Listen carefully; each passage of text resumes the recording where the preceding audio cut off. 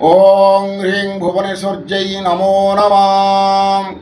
सर्वस्वरूपे सर्वेशे सर्वशक्ति समन्विते भयभ्योस्त्रायिनो देवी दुर्गे देवी नमस्तुते।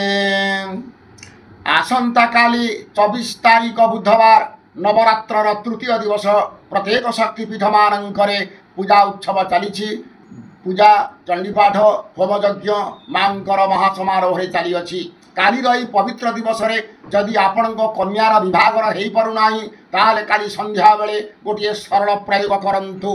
त्रिपुरा सुंदरी देवींकर संध्या समय रे आपण ठाकुर घरे गोटे कला कपड़ा पकांतु। त्रिपुरा सुंदरी गोटे फटो रखंतु।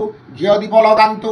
धूप दीप नैवेद्य फलमूल गोटे भुजपत्र रखंतु। डालिंब काटी अष्टगंध चंदन रखि सारा पर संकल्प करंतु माँ आगे। तापर डालिंब काठी द्वारा त्रिपुरा सुंदरी गोटे यंत्र निर्माण करंतु। भुजपत्र कर सारी रखंतु। तापर संकल्प करंतु। संकल्प कर सारा पर आपण यंत्र प्राण प्रतिष्ठा करंतु। कर सारी पंचोपचार रे पूजा करंतु। देवींकर पूजा कर सारा पर गोटे मंत्र मु डाकुछि। यही मंत्र को 108 थर जप करंतु।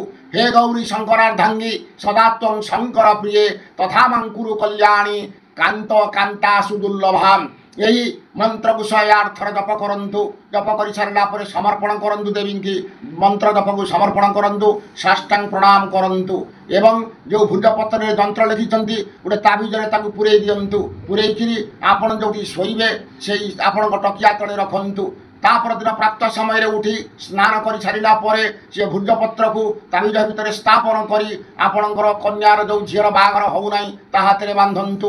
देखिए आपणकर कन्यार भल जगार विभागर हो।